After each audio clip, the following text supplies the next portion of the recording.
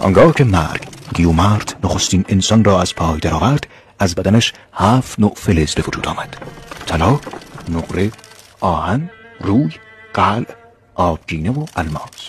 در این میان نطفه گیومرد که از طلا بود به زمین رید. سپندارمز در زمین از آن نطفه نگهداری کرد و بعد از 40 سال از همانجا گیاه ریوازی روید. ریواز بالید و ساقه‌ای با 15 برگ به بار آورد. چندی نگذشت که از آن گیاه 2 شاخه در هم تنیده روید. بعد از مدتی آن 2 شکل و شمایلی انسانی پیدا کردند، یکی مرد و دیگری زن. در این هنگام اهورامزدا آنها را از رسالتشان آگاه کرد. نامتان را مشی و مشیانه می‌گذارم. شما را برای کار بزرگی آفریدم. شما پدر و مادر انسان‌هایید، پس نیک بیندیشید و نیک بگویید و نیک رفتار کنید و اهریمن و دیوهایش را نستایید. او نابودی شما را می‌خواهد.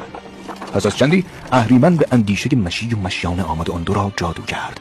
سپس آنها را وادار کرد که او را آفریدگار خود بنامند. مشی و مشیانه متحیرانه از او اطاعت کردند. این کار آنها به اهریمن و دیوهایش قدرت بخشید و سرگشتگی آنها آغاز شد. ابتدا گیاهان را کندند و خوردند. چون از آن سیر نشدند، شیر بز را دوشیدند و خوردند. وقتی آن هم سیرشان نکرد، حیوانات را کشتند و گوشتشان را خوردند. با خوردن گوشت خوی وحشی پیدا کردند و درختان را از بین بردند. چنان خشمگین شدند که به جان هم افتادند. سپس از یکدیگر دوری جستند. برای سالهای زیادی از هم جدا بودند تا اینکه دوباره به پیش هم بازگشتند و صاحب 2 فرزند شدند. نوزادان به نظرشان لذیذ آمدند. نتوانستند جلوی خودشان را بگیرند و آنها را خوردند. اهورامزدا بار دیگر به پیش آنها آمد و در اندیشه مشی و مشیانه لذت خوردن فرزند را کم کرد و لذت پروراندن فرزند را افزایش داد تا نسل بشر بتواند ادامه پیدا کند. پس از آن آنها صاحب 6 دوقلو شدند. یکی از این دوقلوها سیامک و وشاک بودند.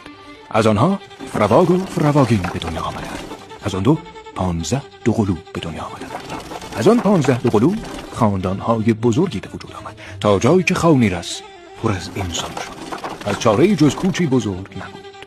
9 خاندان از آنها خاونیرس را ترک کردند.